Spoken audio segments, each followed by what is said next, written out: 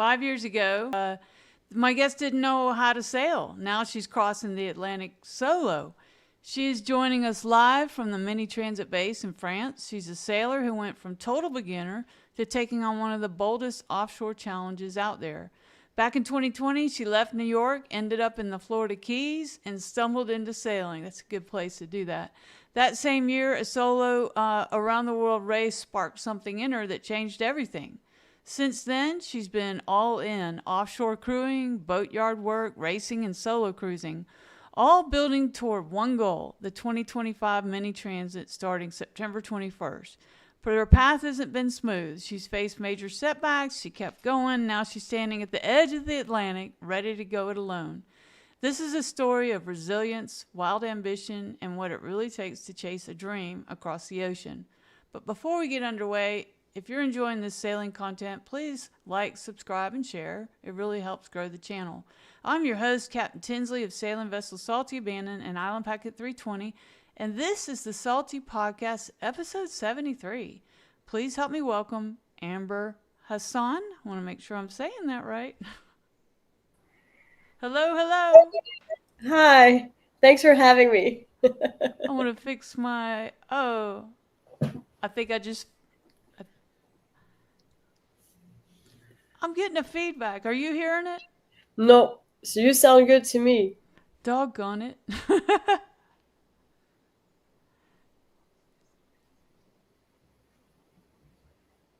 Let me make sure everything's... Let me see where this is coming from. Sorry, there's always sometimes technical difficulties when you go live.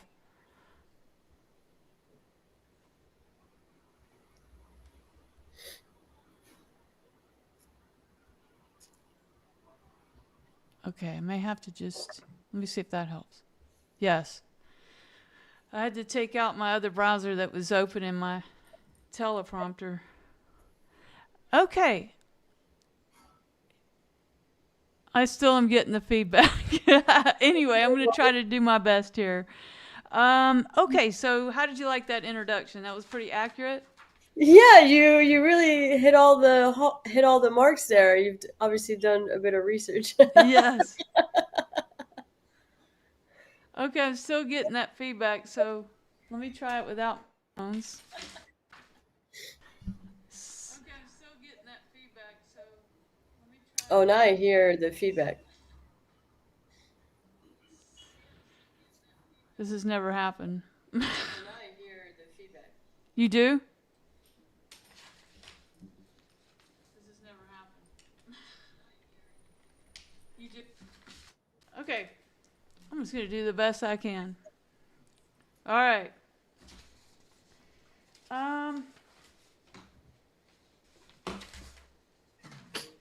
So 5 years ago, you didn't know how to sail.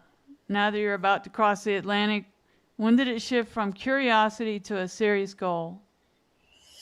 That's a good question. I mean, I think, during the pandemic, I was still in New York, but I found my way to Florida just because I needed a little space.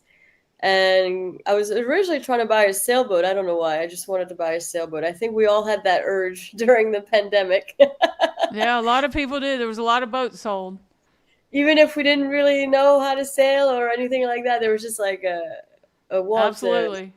an urge. And so I saw a Craigslist ad. They were like selling a bunch of different boats. So I called them and they're like, yeah, we have a bunch of boats like Catalina 22s or like slightly bigger cruising boats. And they asked me, they're like, but do you know how to sail? And I was like, nope. Have you ever lived on a boat? I was like, no. They're like, well, actually, if you volunteer for us, we can teach you how to sail and you can live on a boat. And I'll never forget the first time I went sailing with my instructor, Laurel. It was a revelation. I was like, you're trying to tell me that this invisible thing that's around us all the time, I can catch it in some piece of cloth and go But did around. you say you were at Key Lime Sailing Club? Yeah. In I Key was Largo. too. No way. I went there after I got 101 and 103. It was like a few years, and I was like, I don't remember anything. I didn't sail, So I went down there, and they gave me a refresher course. And Oh, I'm very going cool. to go down there, and if I like it, I'm doing it. And after When did that, you I go got a down boat. there? Huh? When was that? 2014, 15. Okay. Okay, so I don't know if we had the same instructors. I had Laurel and Barnard. I I don't don't know remember that name. if I'm sorry. If I seem like I'm kind of dumb right now, it's because I'm listening to you twice. So, but yeah, I really thought that's a great deal. Key Lime Sailing Club. Yeah, and So it's still got the old Florida vibe. It's like the atmosphere is great, everyone there is great, so it was a great place to learn. And they ended up hiring me after my volunteering. I decided to go all in on sailing, and so they I hired you?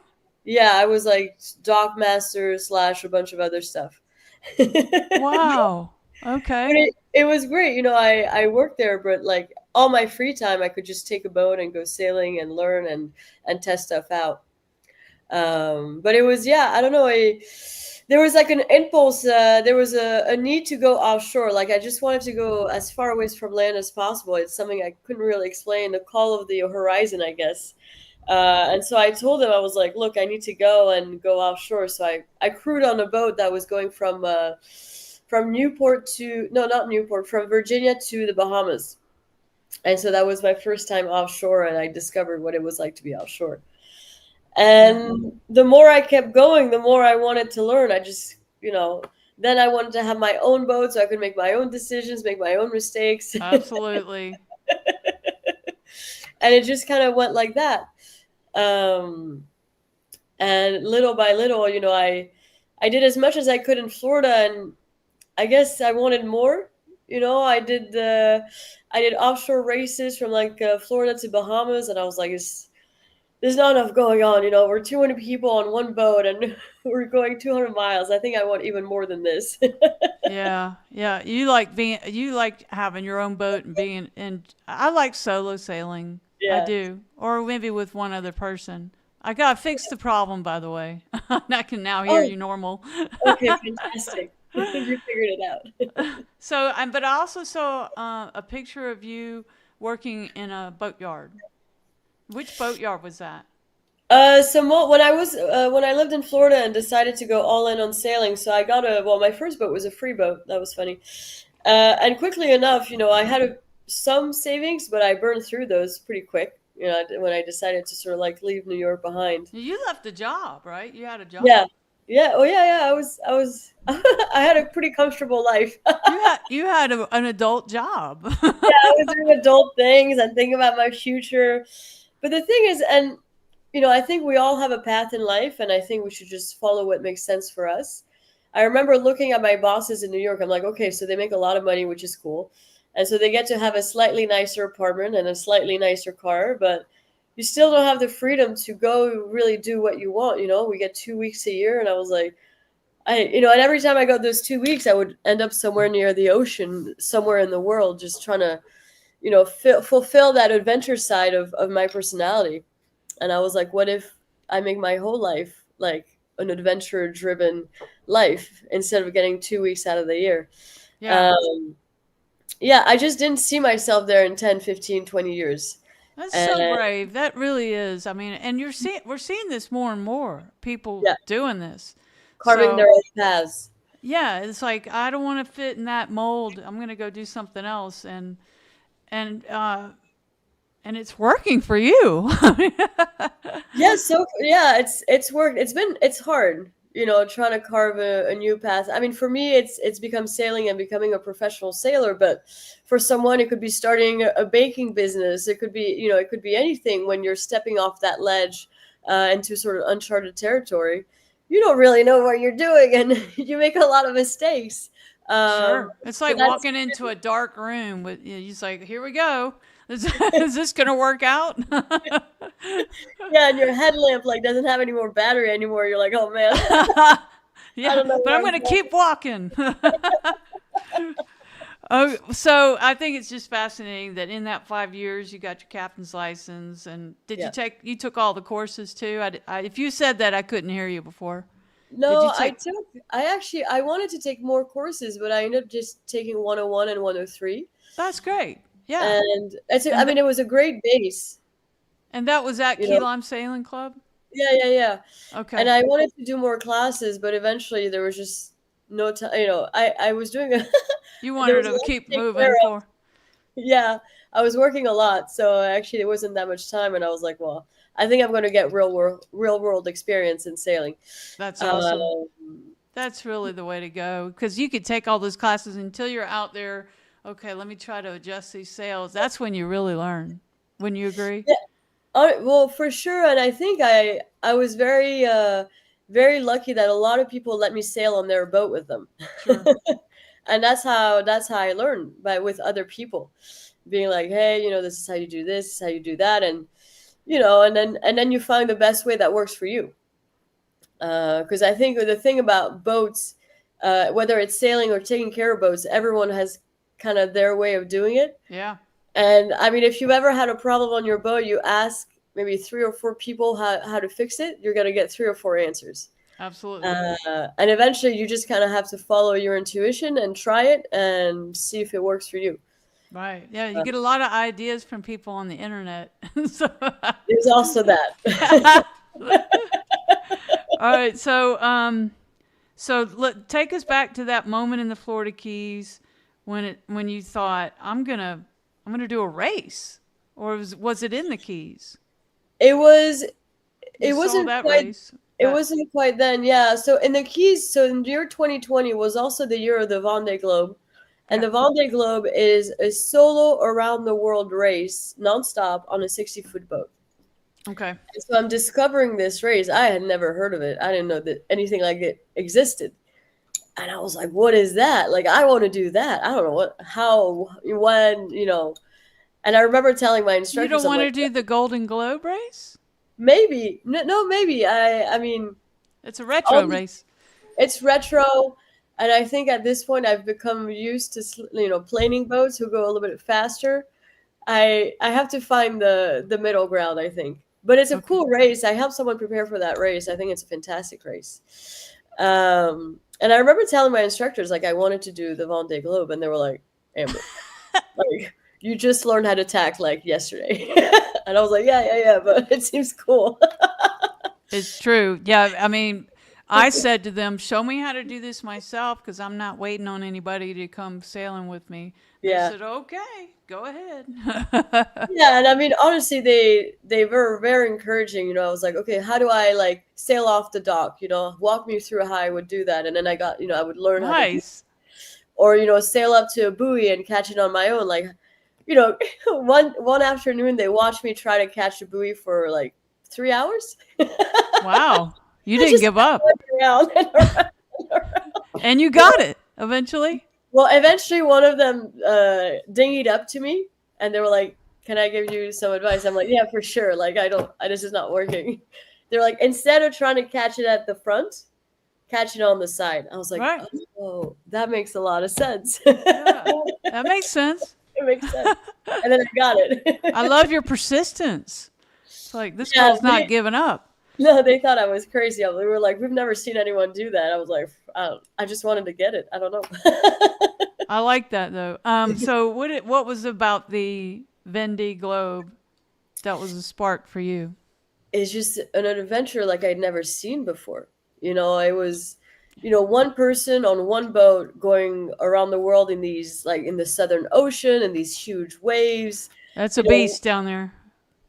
it's a beast down there, and they were like doing it and managing all their problems on their own. I just thought it was very impressive, and I felt like there's going into outer space, and then the next thing is doing the Vendée Globe. Like in terms Yeah. of challenge and you know being able to manage your boat and manage yourself and stay safe and do all those things. I just thought it was like, you So know, the Vendée Globe is a solo race, and you yeah, said a 60-foot boat.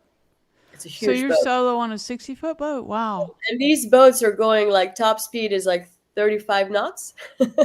Yeah. You're like flying, just flying around the world because they have foils, so they're like lift out of the water. Well, half of them, and then So did that make it a little more comfortable in those huge waves?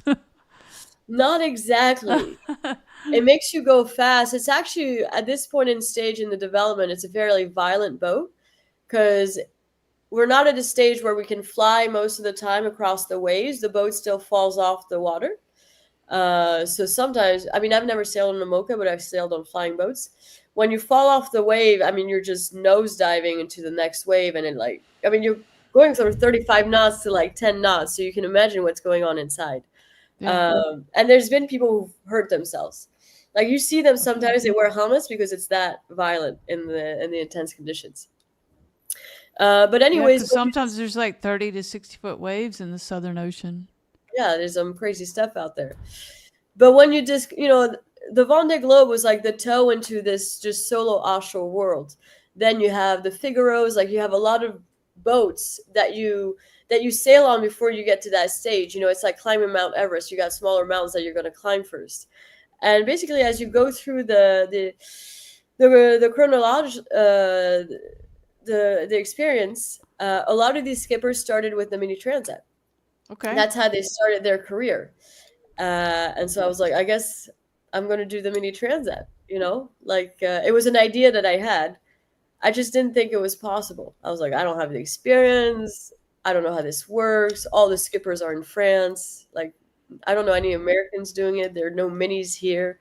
Uh, and so it was just an idea simmering in my head. And then I came to France one summer to see my family because my grandparents and my cousins and everything they live in France. And I did a mini race. I reached out to someone and I did my first race on a mini with someone else, double handed. Uh, it was a crazy race. It was across the English Channel, 200 miles across and back. First hour, we break the bowsprit, we tear the mainsail, and the Wow. and the skipper looks at me like, "Do you want to go home? Like, we still have 200 miles to go." I was like, "Fuck no!" Like, I came here to do this race, so we're gonna fix this main, we're gonna fix the bowsprit, and we're gonna keep going. Good for you. Um, and it was great. I hallucinated. We did some crazy speeds. We were like doing spinnaker between cargoes. It was like a crazy race. And I was like, oh, I'm sold. Like, I want to do this. And I got to meet the other skippers.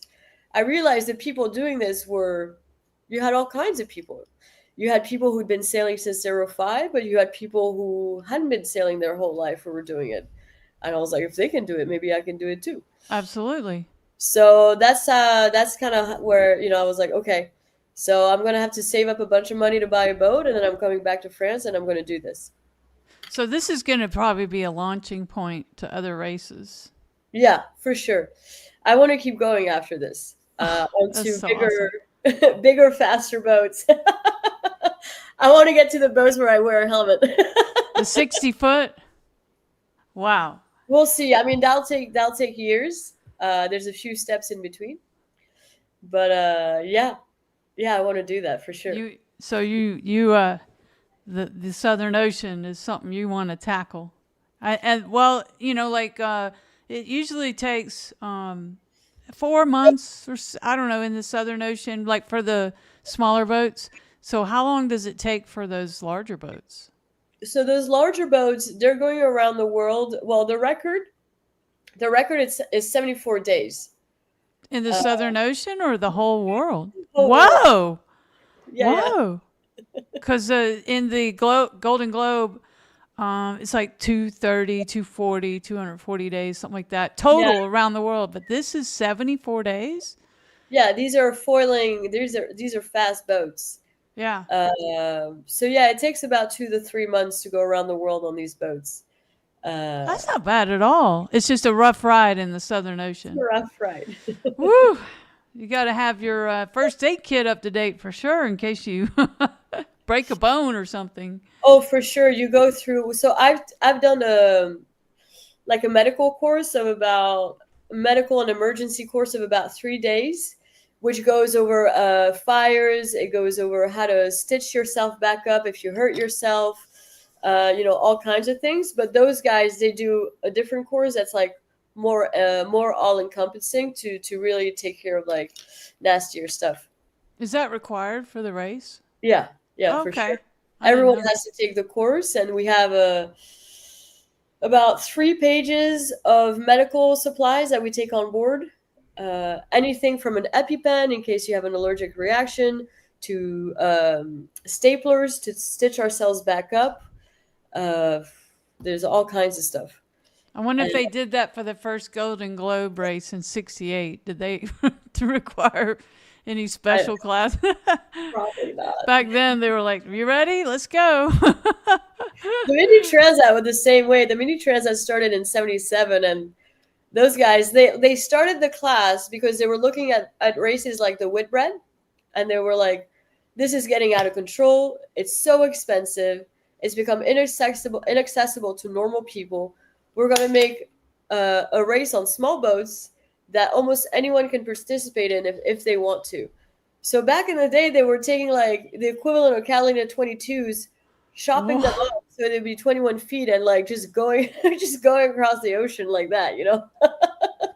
In a 22, like they have at Key Lime Sailing Club. Yeah. I don't think Because so. because the Mini Transat works in a box rule, so we're allowed a lot of experimentation and a lot of room to do things, adapt the boat the way we want to, but we have to be 21 feet long and 3 meters wide, so 9 feet wide. So we can't go outside of these dimensions. It's That's not why. very big. That's So, how does it handle in the waves? so it's definitely built to be an offshore boat. It handles the waves great. But because now I've gone back into cruising a little bit this year. I had kind of forgotten what that felt like.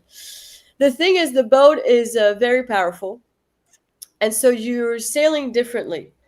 You know, when Okay. you're on a cruising boat is heavy and is sturdy, Right. and basically you're gonna be at the mercy of the waves or the conditions around you. When your boat is faster, I mean, the top speed I've done on my boat is 18.1 knots. You can actually regulate the speed of your boat to fall in with the period of the waves.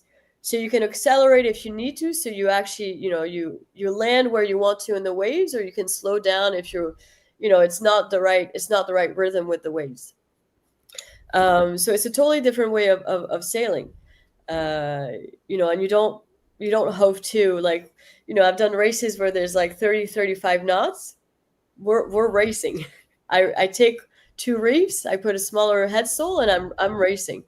So it makes you a fantastic sailor. In the beginning, if you told me I was putting spinnakers in 30 knots, I would have been like, no, that's crazy. I'm never gonna do No, that. you could lose a finger doing that. But now we learn how to handle those situations to Wow. to keep going You've fast, gotten but you've gotten really tough in just 5 years. That's amazing. Well, you were just tough to begin with. I mean, it may seem so, but all the other people doing this race, they've all gone through the same learning steps. They've all done the same stuff. So they're just a crazy bunch of people. Yeah. Such a small percentage of the population that will do something like this. So I know that you're in a crowd of people that all do that. But you all are in the elite of people that would do this. Yeah, They're maybe, I just don't a little know. bit crazy. It's definitely a little bit crazy, but yeah, because here, so I live in Brittany in a place called Lorient. And I was saying this earlier to a friend. It's like, if you want to get into finance, you go to New York, and you're surrounded by the best in the world. And Right. if you want to do solo offshore racing, you come to Lorient, because the guys who are winning these races live here and they train here. So sometimes I forget that what I'm doing is crazy, because the guys next to me are doing crazier stuff. How long are you planning on staying there after the race? I think for a while, because I want to move up in boats, and this is a very good place to That's do the it. place to be. Yeah, Okay. because the boats are so niche, they're so specific. You need to have the guys who know how to take care of these boats. You need to have the coaches who know how to train you on these boats, and it's all here. That's so smart that you did that. I mean, if you're going to be all in, you need to be all in, right? Yeah, it's the best way to learn. If you can afford to do it, it's the best way to learn. So, my next question kind of covers that. You made the leap to Brittany with 2 suitcases. This was in 2020, I think, and a plan Yeah. to qualify in 5 months. Was there a moment you thought, what the hell am I doing? Oh, all the time. Yeah, I arrived in France in February 2023 with my life in my suitcases. Okay. It was some clothes, but mostly tools, You just sure? whatever I might need, to get started on the boat. You could buy clothes, but you need those tools. It was quite funny. One of my luggages was 90 pounds. Is that possible, or 90 kilos? No, 90 pounds. 90 kilos would be insane. 90 pounds, and I was at the limit of what I could bring, and because I flew out of New York to Paris, They let and you I take remember, 90 pounds on, I yeah, mean, in I one think that's like suitcase. that's like the limit, and it And you weighed had to more than, pay for that, I'm sure. Yeah. well, for sure, but I was Yeah. like, it's a one-way trip. Right, right. And I remember the taxi driver be like, "Oh, don't worry, miss. Let me get this." And I was like, "I don't know. It's kind of heavy, dude." And he's like, "No, no, no, no, no." And he goes to pick it up. He's like, "Oh, what's fuck?" Oh He's my like, God. I'm And like, how I'm tall are like, you? You're pretty, I'm 5'2". that's what I thought. I'm not. I'm 5'9", so Oh wow. I didn't want to call you short, but to me, you're short. 5'2", a 5'2" little package coming in there with a 90-pound suitcase. Were you able to carry it? Yeah, poorly, but I got it to where I needed to go. Use your legs. Use your legs. All right. So you went over there. You got all your tools, and you're thinking, what am Yeah, I doing? What about your and then family? Your family. so my family's in. Well, my parents and my sister live in the States, but my other family's in the south of France, so not anywhere close to where I was. And I had spent the last 6 months working in boat yards to save the money to buy this boat. The boat was 23,000 euros, and in my head, I did, and so I earned 20. I found, or I worked for $23,000, because back when I visited that boat, the exchange rate was 1 to 1. Okay. When I came back, the exchange rate was not 1 to 1. So I was what? missing about 3 grand, and I was Oh, like, "Fuck." oh no. I didn't even think about that. So what did you do? Did you get back in the boatyard? Oh, I well, you couldn't do it, but could you do it over there? You. Well, I could have, but it was a quite a the owner of the boat very generously let me stay with him because he knew I had like nowhere to go. So I was staying with him, his wife, and his kid, and like their older daughter room who wasn't there. And I'm like, "Hey, dude, like I fucked up. I'm missing 3 grand." He's like, "Well, better find them." So I can tell you, dinner time was very awkward. I bet. I was like, "Did you find it?" So I started calling people, like people I hadn't called in years. I was like, "Hey, I'm in a bit of a pickle. I'm trying to do this thing. Like, can you just, donate a little bit of money, da da da." People. I called my whole Rolodex, and I managed to gather the 3 grand in a week Wow. Wow. through bits and pieces, and I set off. That Uh, was before your GoFundMe account, which yeah, yeah. we're gonna put that up here, by the way. So, yep. So there's the Instagram handle and the GoFundMe account. We're gonna Thank you. we're gonna plug that here a little bit. So that was before GoFundMe, so you had to actually call friends, and they're like, "Oh, Yeah. great to hear from you. Oh, you want money? You're crazy. Okay, I'll give you $20." That's what it was. It was really what it was. And then we just started. I took the boat and I started qualifying because for this race you have to qualify. So you can't just show up. You need to do a certain amount of races, and then you have to do a solo 1,000-mile qualifier. Yeah, where was that to? So that was to Ireland. Oh, So most of the cool. yeah. The region here is beautiful. There's so much to see. There's so many different like ground with the currents and the rocks. There's like all kinds of stuff happening around here, and so I set off, and it was very hard because the boat was old, and the guy told me it was ready to do a transat. It was not.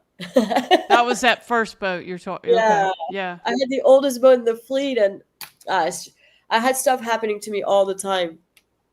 Like my mainsail would come out of my mast. It would like come out of the luff. Oh Uh, no. and I was like, well, they told me it was hard, so I guess it's hard. So I'm like in 25 knots, and then half my main is coming out of my mast. No. guess it's Oh, time to take down the main and put it back up again, And yeah, so I started 7 races and only finished 4 because it was. I mean, I was learning, and the boat was like falling apart on me. the mainsail kept coming out. That's kind of a hindrance. Yeah, and I had energy. I mean, I just so many problems. But I was determined. I was like, I'm gonna just give it all I have. And I think people were surprised I kept showing up. They were like, "She's still here." I'm like, I'm still here. I just gave up everything back there. I got nowhere to go. I'm moving forward. But I managed to finish enough races to complete my race miles, and the only thing I had left was the 1,000 miles solo qualifier, and this is outside of a race. You go whenever you want. Okay. You have a loose course, so you leave from France, you go to Ireland, past England, then you come back down through the Bay of Biscay and back down to Brittany. It's sort of the course that you follow. Wait, are Uh, you going over Great Britain, or are you just going up to Ireland and back down? no, by you go by England Yeah. and up to Ireland and back down. Okay, I gotcha. Yeah, yeah. And I was like, and I remember I had just finished a race, and I actually only had 12 days before the deadline to qualify for the race. And I was like, Stressful. okay. So, and I was looking at the weather. I'm like, the weather's not great. There were like 3 low pressure systems forming and like rolling through. What time of year was this? This was in July, Okay. early July. And I was like, man, that's rough. And I called people. I was like, hey, what would you do? I Like, need some more money. No. and most of them were like, I wouldn't go. I was like, ah. But I called one last person. I'm like, hey, dude, like, how are we gonna make this work? He's like, you want to go? Like, you don't want to give up yet, right? He's like, no, I want to qualify for this thing. It's like, okay, we make a plan. And honestly, it was great. So it took me 9 days. I went through 4 low pressure systems, but I would speed up or slow down to stay on the outskirts. So the most that I got was 35 knots. I never got like into the 40 or 50 knots. And what were the waves? In the Irish Sea, the waves were quite good, and the last pressure system that I got off in the Bay of Biscay, off of an island, was impressive. So what do you say pretty good? What's your pretty good? They must at least 3 meters, like probably 10 feet. Wow, that's a big. Yeah, yeah. I mean, the boat You're disappeared. not just sitting around just comfortable. You're holding on. Oh yeah. The day before I was gonna get to port, I remember going upwind and 35 knots, and the boat just kept slamming and slamming and slamming. I was getting tired at that point. I was like, oh, I just want this to be over. I And bet. my Windex, my wind sensor up top, Yeah. at one point I was like close hauled at like maybe 40 degrees, and all of a sudden it goes to like 130 degree, and I'm like pulling the helm, like, no, I'm still close hauled. Like, what's going on? And I looked at my wind sensor, and the thing was just dangling. Oh no. Like, and then soon thereafter, it just like Your fell off. anemometer? Was it Yeah. your anemometer? So somebody from Instagram, Red G Portland O Realty, love that. Keep showing up. Oh, So thank you. getting a little compliment there. So your anemometer is just hanging. Yeah. And then eventually it tore off, and I was like, well, we'll just finish. I know where the wind's coming You from. could tell, yeah, okay. You just do it the old-fashioned way. The wind is high. And then the last day I was managed to go around the island, and then it was downwind, so we were going fast, but it was a lot smoother. And I remember I called the port because we don't have an engine on the boat. So I called the port, my destination port, to let them know I was arriving in the morning and requesting a tow to actually come into the port. And they were like, okay, yeah, we'll see you tomorrow morning. Just call us on the radio when you're there. And so I show up there actually on time, which is like unheard of in sailing. Yeah. And so the way the port is, so there's a very long channel, and the channel is dug out, but on the sides of the channels, it's very shallow. And so the channel is really long, so you can't really see what's going on at the end of the channel or at the entrance of the port. And I get to the first buoy that marks the entrance, and I call them just to let them know I'm here. And they're like, okay, great. Just come in under sail. It was downwind sailing. Come in under sail, and when you get about halfway, take down your main and come in under jib. We'll be right there, and we'll get you. So I get there, I I drop down the main, and at this point the waves start changing. They're no longer the long swell, but they're starting to break. And I was like, I know this is like I'm like, this is shit, you know. But at this point I can't turn back around. I mean, I can't go against those waves, you know. So I just do my best to surf the waves. I mean, we surf in sailing. But I'm not feeling good, and I keep calling them like, I don't see you, you know. I don't. I mean, You I got see a situation here. You need to get. the waves are not good, and I don't see where you are. And honestly, I mean, you have the markers, but it looked like one big seawall, because the way the port is, it's two walls sort of like this. So you come in like this, you know. Oh, So you from go. far away, Okay, you turn there's in there in between them, or yeah, basically there's okay. a little gap here, but the rest of it is just one big wall. And so from far away, it's not very obvious, you know. And finally I see them, and they were actually hidden right behind here, because the swell was like, so, you know, not good. And the moment I see them, there's a wave that breaks against the seawall, catches the stern of my boat, and pushes me just outside the marker. I mean, just outside the marker. And I immediately start touching the bottom, and I'm What's the like, bottom? What is it made of? it's sand mostly, and some rocks. It's like a mix of silt and rocks. Uh, and at this point, I'm like, oh, like, this is shit. Yeah. I remember trying to jibe back the other way, you know, but obviously it didn't work. The Zodiac actually tried to come and push me back in, but the waves were so like I got pushed into the Zodiac, you know, or the dinghy, and each wave just kept pushing me until I actually got onto the rocks. And at this point, I'm like this, and the waves are just sort of crashing. And the worst is that there's people watching me, Oh yeah. Of giving me course. advice. One Oh, they're giving you advice. Okay. uh, one guy was like, you know, throw your anchor out so I don't keep like drifting, I guess. And I'm like, I It's think I'm too not late gonna for do it. that. I'm already on the anchor. You're Uh, already on the rocks, right? yeah, like I'm I'm Could you not moving. hear could you hear crunching going on? Well, what happened is the waves hit the boat enough times, and because the boat was doing this, you know, that the keel actually pierced through the boat. The keel came inside the boat and it tore all the fiber. I mean, I remember that. I will remember that sound for the rest of my life. The I fiber, think I saw a brief picture of that in your yeah, video. Yeah, that it was like a whole there was the everything was exposed. yeah. There was a bit. I mean, there was a huge hole in the boat, and at this point, I remember thinking, like, realizing that I had to I had to abandon my boat, because, you know, at this point, if the keel's not on anymore, maybe the boat's gonna roll over. Like, this could become really Right. dangerous. Sure. And I remember going in, grabbing my main stuff. Like, I think I grabbed my laptop, because I had all my stuff in the boat, like my laptop, my passports. I grabbed everything, 3 bags, and I jumped. And I thought I was gonna like touch bottom. You know, I was gonna set my feet on the ground, like after the rock. I sunk, like I went underwater, and thankfully I was still wearing my life jacket. It inflated and brought me back to the surface, because you can imagine, with all your gear, your boots, your bags, I mean, and all the adrenaline, you can quickly like get into a very messy situation.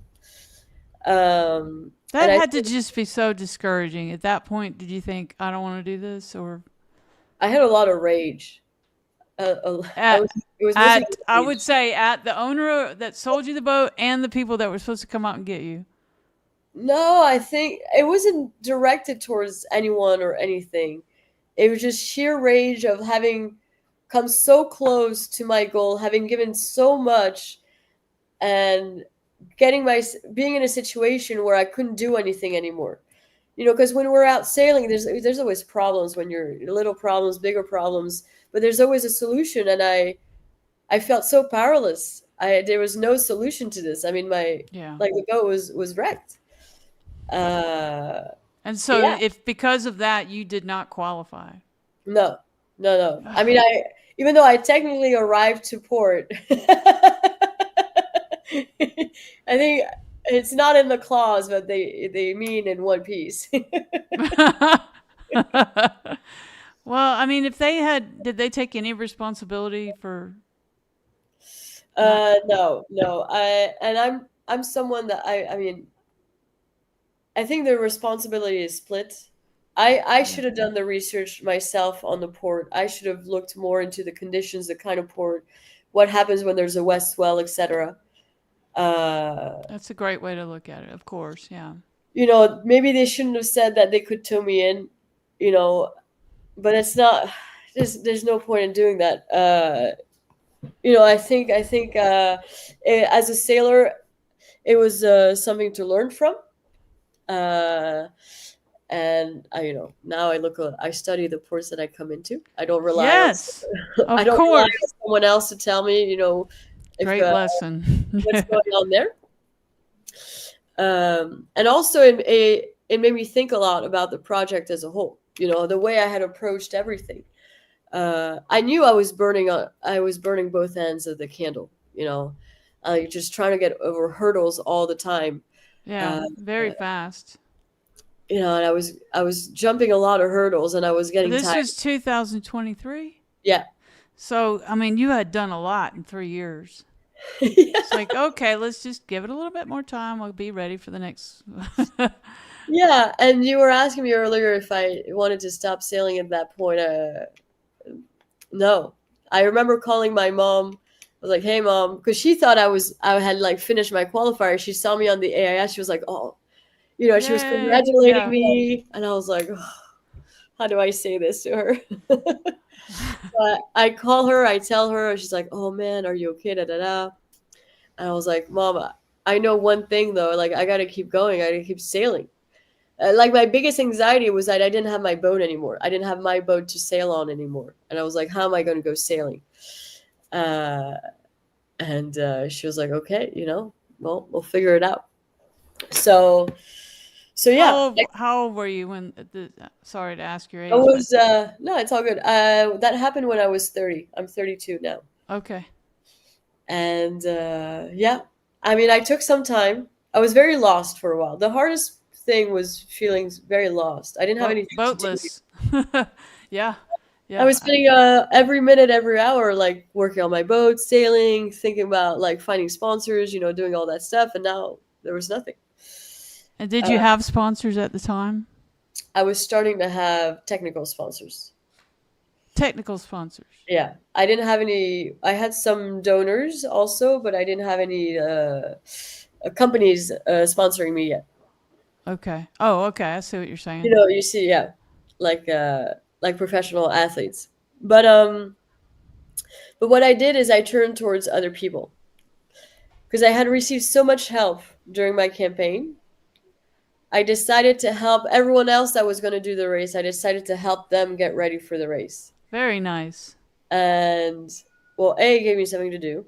And Yeah. B, it was nice to It actually give. builds a network also. Yeah, we need to give them back to somebody. Danielle from Instagram says, good old moms. Oh, my poor mom.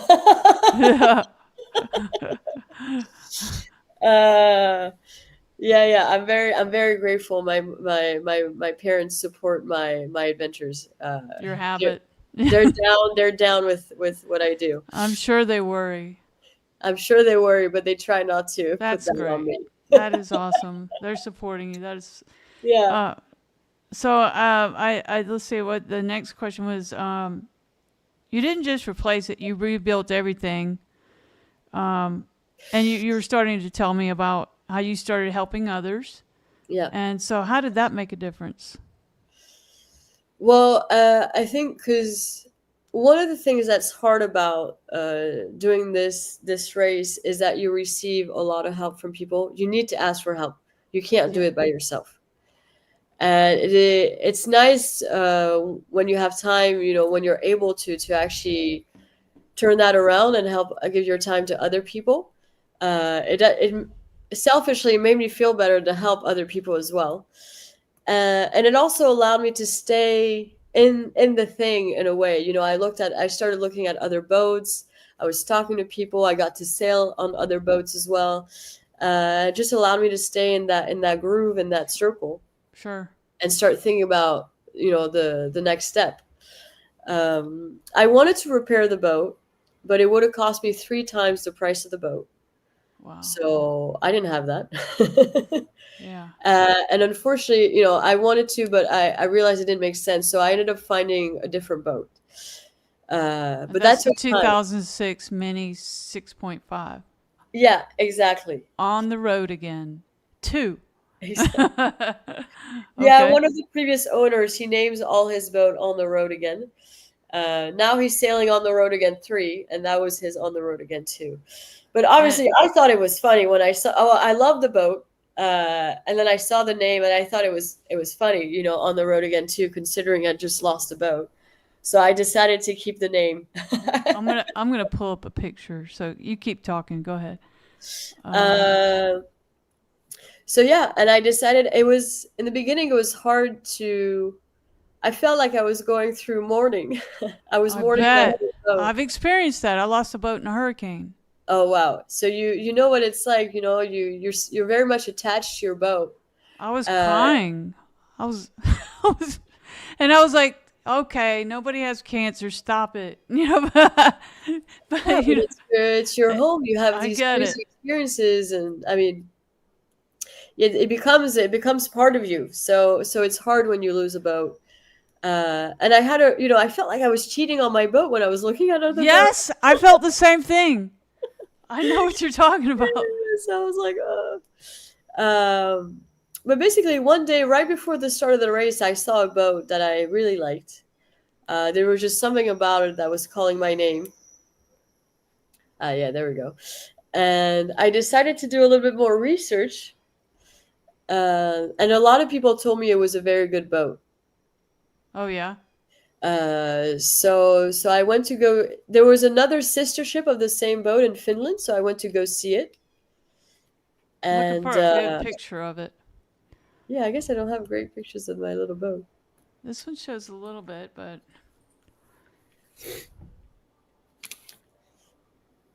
wait. Uh, Whoa, there it is. There- that was pretty cool. wow, that's a big little boat. Yeah, that was. I did a big refit this winter. I bet you learned a lot. Oh yeah. Yeah. So it's a beautiful boat. You're fixing stuff there. There's always stuff to fix on boats. Absolutely, I get it. I've got a 1998 Island Packet 320. 98, nice. It's ongoing. Um, so you've done the boat work, the prep, the racing. What part of this journey has tested you the most mentally or physically? It was losing the boat, probably. Yeah, that was hard. It was hard to start all over again. Uh, but I guess what's tested me the most, I'm not sure. Yeah, having to start everything from scratch again, and believing that I could do it. I will say I lost quite a bit of confidence.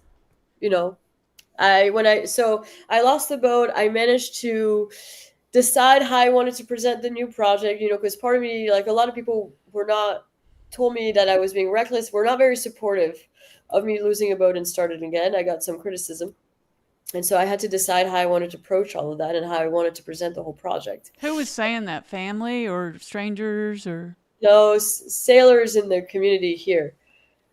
they were They saying you can't do this. You've already proved you can't do it. That kind of thing. yeah. Oh my gosh. I'm so Yeah, glad like you right kept after, going. like wow, that's like your timing is great. Thank you. That's terrible.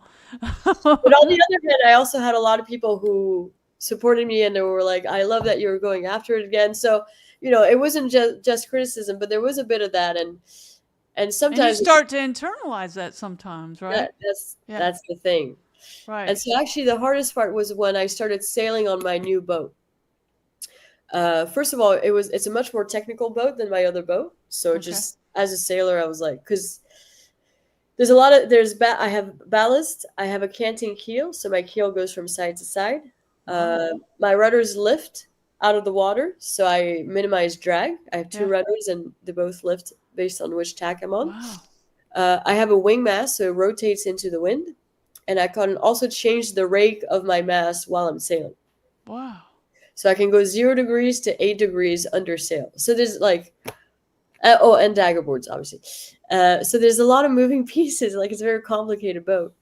And I remember last year when I started training on the boat to learn how to sail the boat, I had no confidence. I was terrified. I wasn't scared for myself. I was scared I was going to break my boat. Uh, and also, I was in a group of people who had been already sailing on their boat, who knew their boats, and also had their boats were a little simpler. They're not like mine. And so I was always behind. Like I couldn't keep up with the group. And I was like, oh, it was demoralizing. And every week I had nightmares. I had nightmares. And you just hadn't learned how to use all the tricks that are available to you. I took it step by step. I didn't try to use everything at once. I was like, okay, first we just sail the boat, we tack, whatever. Then we try the keel, then we do this. And also every time I had a little win, whether it was like, leaving the port under sail or like taking a reef or managing to cant the keel, like whatever it was, every little thing that I managed to do, I would like hold on to that. I was like, okay, like I am making progress. It's not all bad. Like I'm learning how to sail my boat. And then one day it was maybe 2 months into the trainings where I was, always behind everyone. I was like so demoralized. My boat is supposed to be faster than their boats, and I'm behind them. But Uh, did you think I'm going to eventually get this and I'm going to beat these people? there was some days I was starting to lose a little faith. That's hard. It's not just showing up, it's also believing that you can do it. And there were days I like wasn't sure I could do it. Yeah.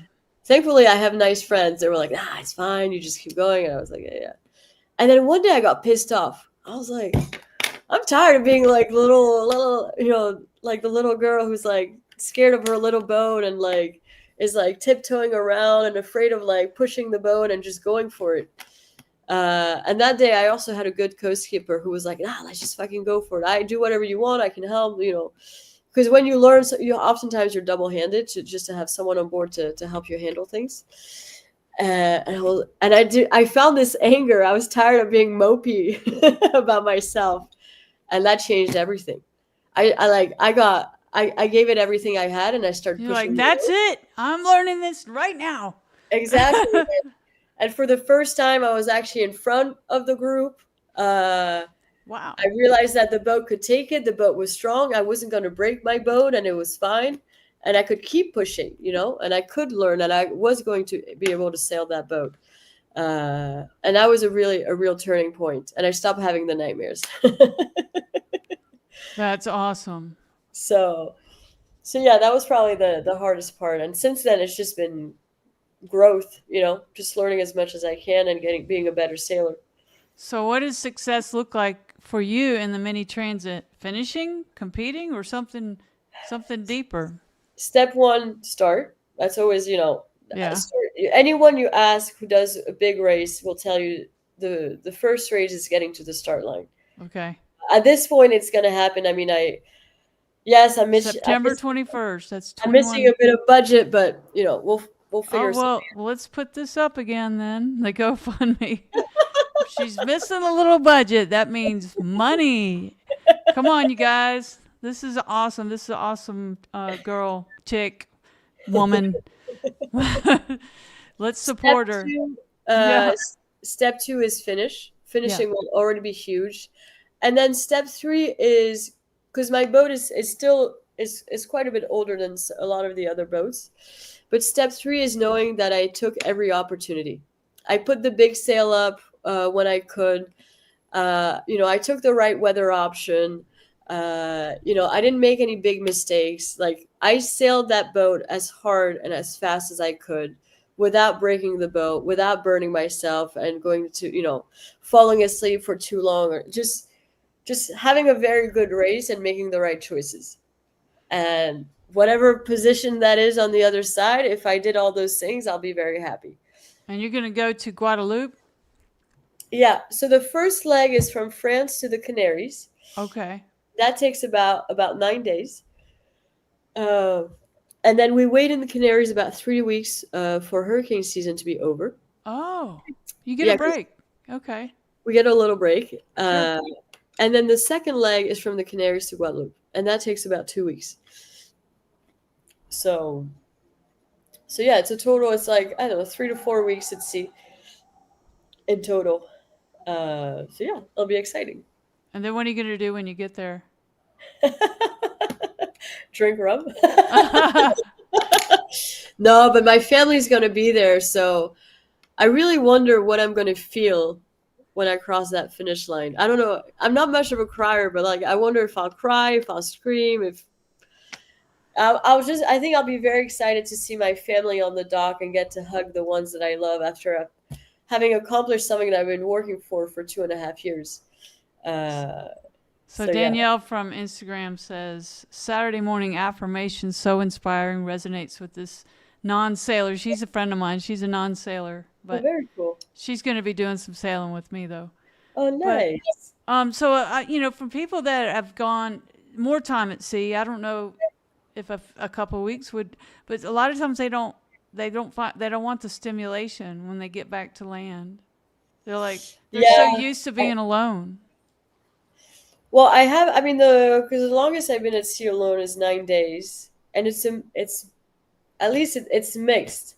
You want to see the people that you love, like your close friends and your family, but you're not necessarily ready to see all the other people, just the people who are there, like I guess the organizations, and there'll be fans around too. Like people follow this race, there'll be random people that I don't know as much when I get there, and it's true that it can be a lot.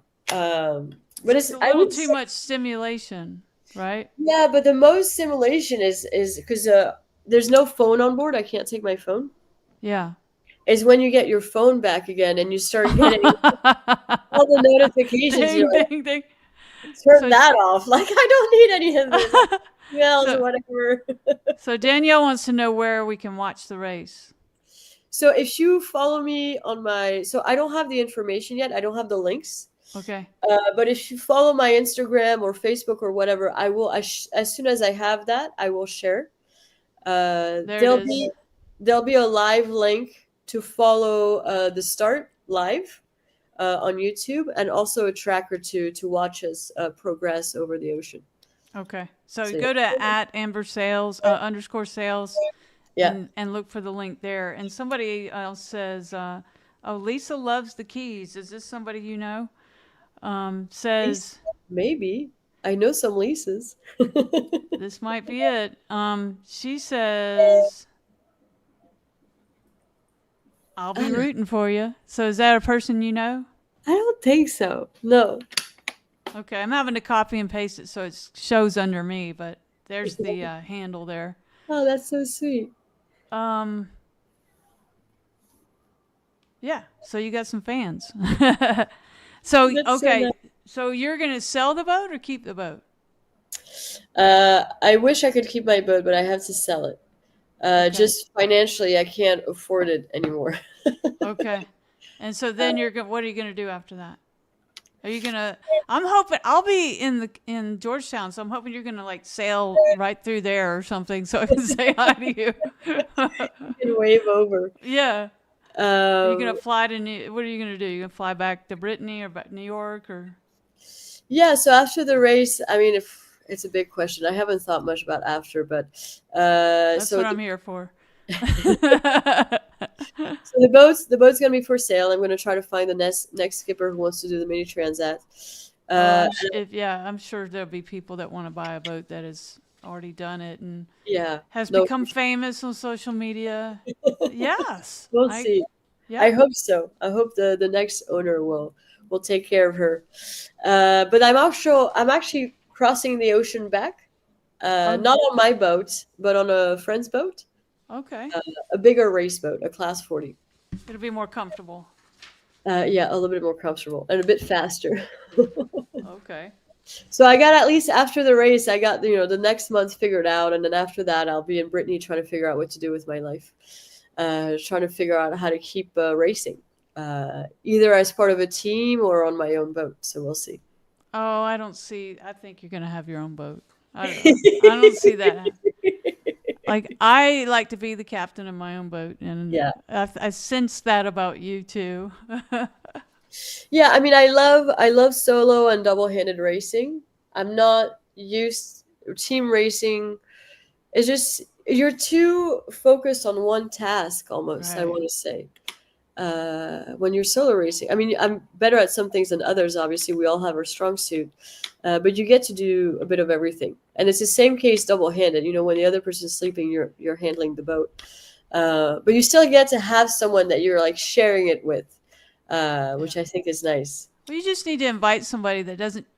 They're not allowed to do anything. They just talk. Just talk to you. Yeah, You which can't is touch sweet. anything. That's what I do. People go, tell me what I should do. I go, just stay out of the way. They go, I can do that. So I have some rapid fires here. Okay. Uh, I think you've already answered this one. Worst moment during your 1,000 nautical mile qualifier? The ending, right? Yeah, probably the keel piercing through my boat is probably the worst part. Yeah. The rest of it was great. I loved it. I love being at sea. It was my first time being at sea for so long by myself, and I loved every bit of it. Even though there was a lot of wind, I was like, Well, boat that's can a good handle it. reason right there to keep going. I mean, you saw that you liked it. This ending shouldn't have anything to do. You've learned your lesson and move on, right? Yeah, exactly. Biggest lesson boat work has taught you. Boat work. I think it's good to spend time working on your boat, even if your boat is quote unquote ready to sail. Because it's having a boat and being solo on a boat is a bit of a relationship. So the more you know your boat, the more your boat takes care of you. It's Uh, true. and I really feel like you have to give love to your boat for your boat to give love back to you. And the thing is, it gives you a lot of confidence, especially solo, that if anything goes wrong or anything breaks, you know how to take care of it because you know your boat inside out. So it's a huge confidence boost. Lisa loves the keys. Says I'm just a fan. Thank you, Lisa. A fan from the keys. Yes, is like you get real good at hearing when something doesn't sound right. Yeah, It's like, what's absolutely. that? I may not know how to fix it, but I know something's different. Yeah, there's good noises and bad noises for sure. um, Sailing skill you picked up the fastest. Sailing skill I picked up the fastest. I don't know. Uh, Something made you keep going. I mean, you were like, something must have come easy because your initial interest was. yeah, I will say I think we tend to be as adults. I love talking to sailing instructors about this. They talk about the difference between teaching children and adults how to sail. And as adults, we tend to be a bit more pedantic. We're out there reading the textbooks, trying to understand sailing on a piece of paper. And I guess I haven't matured that much. And what I love about sailing is like how intuitive it is. Like if you actually just sit down, stop trying to think about looking at your Windex and like where the wind's coming from, and just feel your helm, feel Let's your feel boat, the wind right here. feel the wind. It's a very intuitive sport, and the boat speaks to you. And there's something that makes you very present when you just slow down and listen to your boat. It's true. It's true. Like when I went out after all the lessons, I went out there and I went from Orange Beach to the Keys and back. Oh, I nice. felt like I learned so. Yeah, I was solo, and Yeah, I just learned way much more than the classes. I mean, the classes are good. yeah, yeah, Don't yeah. get, You need but them. but just how to set the sails with this kind of wind and that it just it became more intuitive. Yeah, But and if not a bunch of chatter. Somebody on the boat, what are you going to do now? I'm like, I don't know. I'm going to figure it out. That's what but I yeah. do think the psychology, I read the psychology of sailing is Oh, people like to solo because they're not, there's not a lot of noise and they're just They're learning to in your be element. intuitive. Yeah. And you're learning at your own pace. If you make a mistake, there's no one around to be like, oh, you made a mistake. It's like, yeah, I know I made a mistake now. Now I'm going to fix my mistake, and it's not a big deal. Yeah, but I think, yeah, sailing came. I learned how to sail like a child. I'm a very intuitive sailor, whereas some people are more scientific, and I'm trying to become a bit more scientific because these boats require a bit more data-driven approach. But yeah, so it's a But balance. there's no engine, right? I No, mean, no engine. so you really do have to be, you have to really learn to sail. Yeah, if there's no wind, you wait. If there's a lot of wind, you reef, and when there's current, well, but it does make and you arrive most of the time. You arrive by dock under sail, so it forces you to really I want to understand what's try going on that. too. I've Yeah, never done that. and you can sort of like if you can start with a buoy, Yeah. you work your approach. You see how the boat drifts. The hardest the hardest part, which requires experience, is knowing how your boat's going to drift. Or when Like people get in your way. there's also that. Island packets have quite a bit of momentum, so they're not going to drift into a spot the same way that like my boat would drift into a spot, and all the boats are different. But that you can test that away from the dock and Sure. then test it on the dock. So Yeah. it's great. I mean, it makes you feel like you have a bit more freedom. You know that Sure. the engine doesn't like stops working. You can still get to the dock. You've done a lot in 5 years. So let's see what else we got. Go to food when you're offshore. That's a good one. Food, yeah, food is a whole thing. Food. So life on board is like camping. There's no bed, there's no toilet, there's no kitchen. I have a little inflatable mattress. My toilet is my Oh, bucket, and my kitchen is what is just, it? Just so that's just extra weight. What is that? yeah, yeah. I mean, the boat is as light as possible. Okay. There's nothing inside. It's just a carbon shell, basically. You I see thought all I the saw little that. bits. Yeah. Let's see. And so food is, I use a camping stove for food, Okay. and which means that I eat freeze dried meals. So I boil my water. I put in a little freeze dried, pasta bolognese or something, whatever, and I wait for it to heat up 10 minutes, and then that's what I eat. I can eat like that. I'm very here. Here's the inside right here, right? No, that's not my boat. That's Ina's. Okay. That's very big. Yeah, yeah, that is big. So There's yeah, that was there looks was a like a boat class. tour a while ago, but it's far away in the feed. No, the boat's quite small. Should keep going. Is that it right there? No, keep going. It says boat tour on it. It's a picture of my boat from far away. Oh, on the corner with the picture of the boat with the background. Right here? No, Or over here? next two over. Yeah, that one.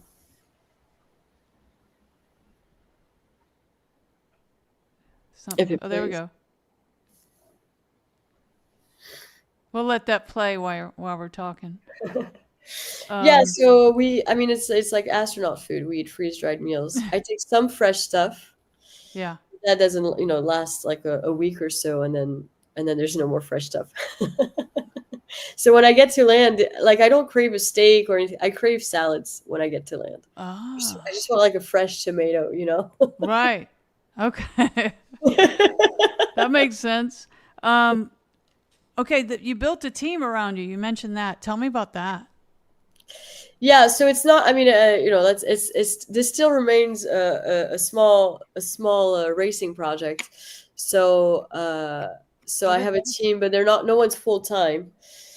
But the thing is, when I did my first attempt at the Mini Transat, I wanted to do it better this time around, and I realized that I needed to be better surrounded. I needed help.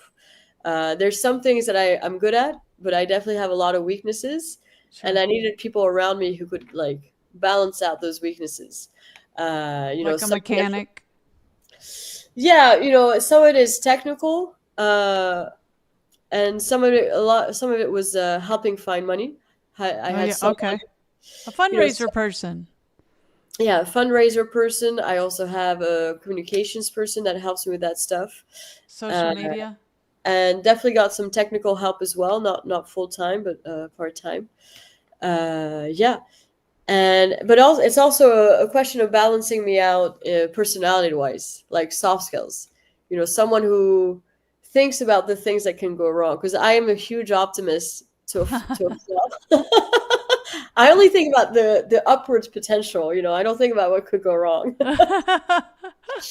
And sometimes having someone who's like, well, this could go wrong, maybe we can anticipate, so that And you're doesn't like, I don't want to think about that.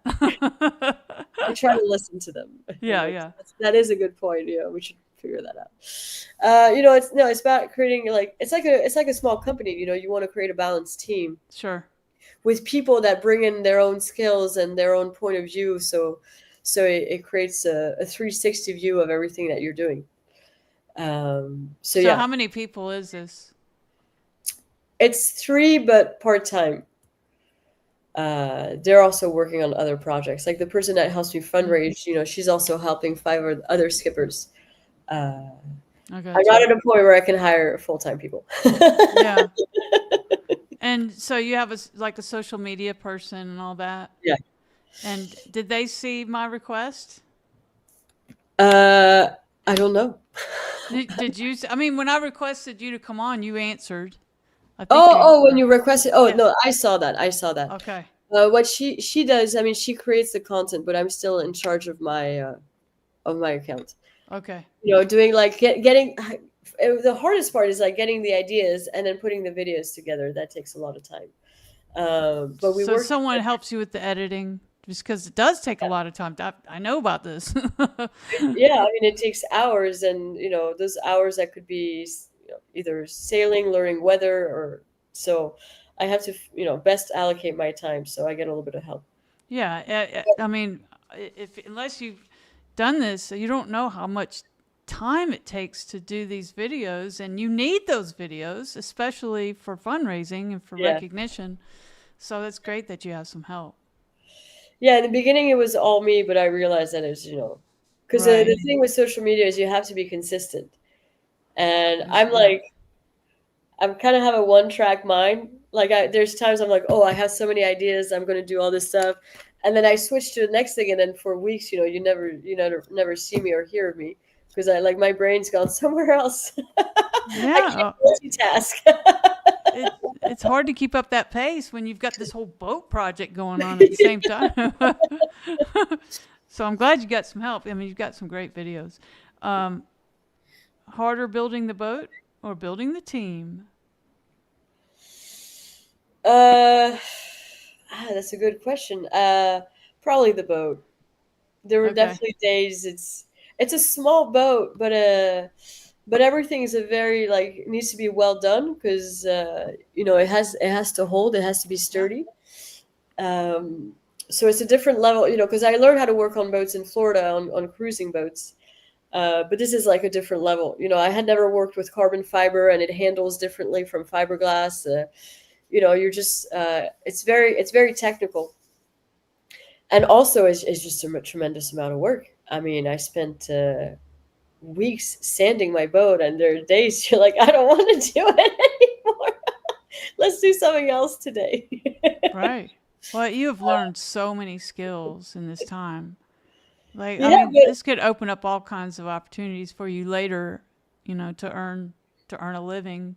yeah, Hopefully yeah, you can just keep sailing, but I mean, you will keep sailing, but like you could even, there's just so many skills you've learned. yeah, for sure. I mean, that's the beauty of this project. All the sailors that do this end up learning so much, not just about sailing, but about Right. boat maintenance and everything. One piece of gear you'd fight to keep on board. A piece of gear. The what? No, I was Oh yeah. thinking. Piece of gear, yeah. Like, is it limited on these races, or No, there's you're not? not limited. You actually have there's quite a bit of requirements of stuff you have to have on board. Gotcha. Uh, uh, in terms of piece of gear, I'm a fairly simple sailor. I don't even wear gloves when I'm sailing. Yeah. Uh, I'm not a gear heavy person. That's not my to a flaw. Like people will ask me, what shoes or what thing, whatever, like what I use gear wise, and I'm still like a Floridian at heart. I think. Well, like I'll sail in jeans and like no shoes, even though I'm supposed to be this like racer, offshore racer person. I get on board whatever. I have my overalls. I'm very because the one thing is when I started sailing. Oh, I do have an answer for you. When I started sailing, I didn't have money to buy decent bibs. They I was wearing a fishing bibs because they were cheap and pretty Sure. waterproof. But the water would go in through the pant legs. Anyways, I was wet most of the time. And thankfully, last year, Helly Hansen came on board as a sponsor. So now I get to have like, Wow. I love their jackets. I yeah, the also have their jackets and the shoes. bibs. I've got the sailing shoes too. I don't have the shoes, but at least the bibs and the jacket keeps me super dry. And what I like are waterproof socks. Because you can, Okay. they're like neoprene socks. Okay. And basically you wear those whether it's like simple boots, like even like extra tufts or whatever, or proper offshore boots. It just creates that extra layer of protection because no matter what you do, so in some of these conditions, you're just your feet are going to get wet. And even if the rest of you is wet, if your feet are dry, it makes a huge difference. And they're not that expensive for the comfort that they give you. And Uh, that and is do they keep you warm too? I mean, like even if you yeah, just warm for warmth. If you yeah, they keep you warm. What's nice is because they are waterproof, like they maybe you might sweat in it a little bit. So what's nice is to wear thin socks and then your waterproof socks uh on top, and then okay. that's the winning combo. Is that Uh, Helly Hansen as well? the socks, no, I bought. They're not Helly Hansen. Helly Hansen Musto makes them, but not Helly Hansen. I forget the brand that I buy, but a lot of people make them. Okay. I think they're all good. Um, yeah, so it's nice, especially if you can't afford $300 sailing boots that are like crazy expensive. Uh, you can get away with that. You heard it here, a tip of the day on the Salty Podcast. Let's see. I just have a couple more questions. If you could tell 2020 one thing, what would it be? 2020. I guess when you left New York. Who Like, knew? I mean, did you see yourself doing something like this? I had no idea what was in store for Ah, me. It was, I love yeah, it. it's like, I'm glad I stepped off that ledge. Have people that said you were crazy for maybe leaving and giving up your job come back to you and change their story? No, they still think I'm crazy. But supportive, I hope. Yeah, yeah, supportive, but they still think I'm crazy. Well, now they probably understand a little bit more. It's like, oh, she was looking for something like this. Yeah, it's starting to make a bit more sense. And when I look back, sometimes I'm like, it's crazy. I just sort of took a chance on something. But I do kind of believe that things happen for a reason. And when Sure. I look back at the entirety of my life, maybe I'm not so surprised.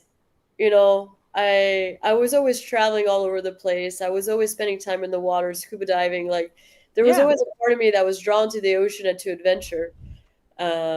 I just didn't know what that was going to look like yet, and that I could maybe make it my whole life. So, Now, did you grow up in Melbourne, Florida? no, no, not at all. I You grew up in so New York. so I was born in Paris. Uh, Okay. then when I was 7, my family left France, and we moved to Virginia, Charlottesville, Virginia, in the middle of the state. I stayed there until I graduated university. Then I went to New York to work because I wanted, my family never had a lot of money, so I wanted to make money. To me, that was freedom, having money. And then I was like, wait, maybe money isn't everything. Yeah. It's also really And expensive to live there. yeah, So, I mean, my salary was good, but my expenses were so expensive, I wasn't really saving any money. And then Florida, all over Florida, and then France. So you speak French?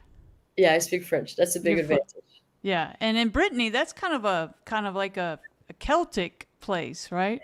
Yeah, it's one of the six Celtic nations. If you ask some of the people around here where we are, they will say Brittany. They won't say France, and it's not the same for them.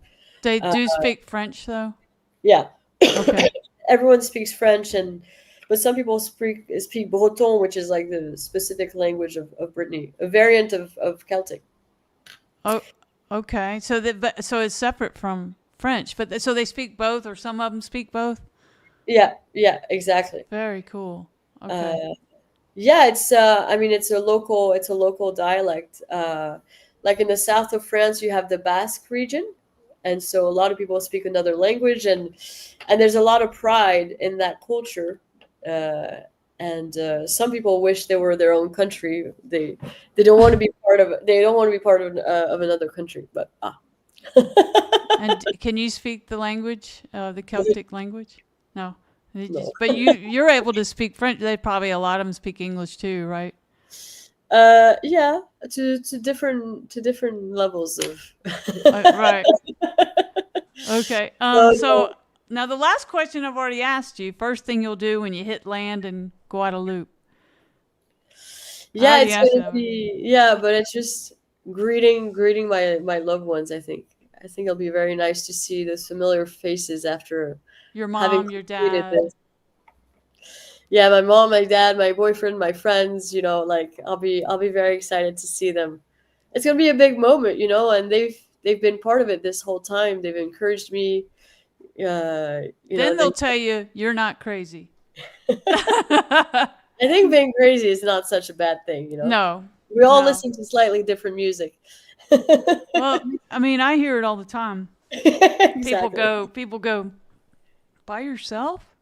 If I've heard Yeah. that once, I've heard it a million times. I'm like, yeah, you should try it by yourself. That seems to be a hard thing. Yeah, I would hear that a lot more when I was in Florida and I was sailing by myself on my Bristol.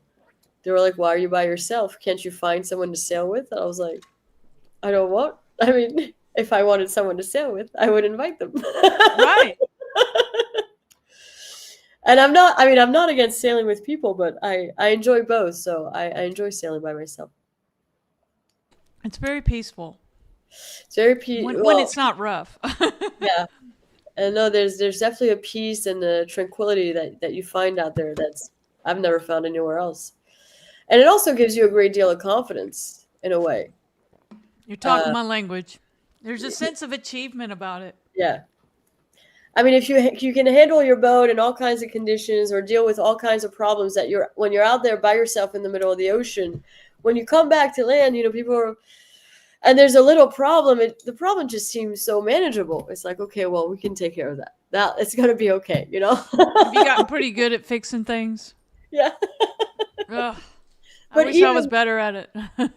I think it's not just physically fixing stuff on your boat. It's also risk management. Taking decisions under pressure and making the right decisions under pressure.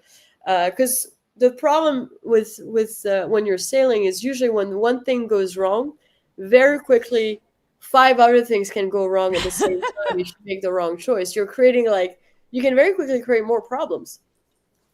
And so you have to stay cool under pressure enough to make the right call. And that's useful anywhere, whatever you're doing. So That's true. And you do get better, or I do, I speak for myself, at rigging something until you can fix it later, yeah. figuring something out. Um, I'm kind of resourceful that way anyway, but I'm not a mechanic, so. Well, the engine is the worst part of the sailboat. Well, luckily you don't need that on your trip. I'm glad there's no engine on my boat. I don't understand how that works. Well, I do, but it's a diesel. But okay, well Okay. that's all I have. Is there anything out that you want to say to anybody? Like, let's bring up that GoFundMe again. No, This is well, a thank good you. cause. This is a great cause. So, how Well, short are you right now, by the way? about 10 grand. Okay, guys, I cough mean, it but up. it seems like a lot when I say that, but considered everything else that's been invested, it's a lot more than that. And even if it's 10, 10 or 20 or, whatever you can give, it all helps towards getting the last bit of logistics out of the way for the start. This is to cover insurance and the bit of race logistics. Because the boat's ready, I'm ready, everything else is good to go. So you need 10 grand in 22 days. I know. Well, I hope this helps. I do. I'm going to give you something. I'll do it after we get on. So I encourage everybody just to give a little bit, just something you won't miss, or a lot. Well, this has been a pleasure. I do appreciate you coming on, and Yeah. thanks for answering my DM. Yeah, for sure. Well, thank you so much for having me. And I guess as parting words, it's like, if there's something you want to do, whatever it is, it doesn't even have to be about sailing, and you're a little bit scared, the first step is the scariest part. After that you'll just figure it out. So I would say go for it. Whatever your dream is, whatever you're thinking about, I totally definitely go agree. for it. That is, you really did step out there, and it's just an inspiration. So now, can I get you back? Do you have Starlink on the boat? I have zero communication with land when I'm sailing. Darn. I was hoping to get maybe an interview mid-Atlantic, but maybe No, after you get settled in. maybe. Well, we might be able to do one in the Canaries because I'll have a bit of time in the Canaries. Perfect. Okay. So in the meantime, she needs $10,000. We want to make this happen for you. But yeah, that would be great if I could talk to you in the Canaries. Yeah. Stay in touch. I won't have my phone when I'm sailing, but when I get to the Canaries, I'll have my phone again so we can figure I'll something hit you up. I will hit you up. Okay, well, thank you so much for coming on. What a pleasure it is talking to you. You're a very humble, very pleasurable person. So, and I like that. So how I like to end all my podcasts is Salty Abandon out.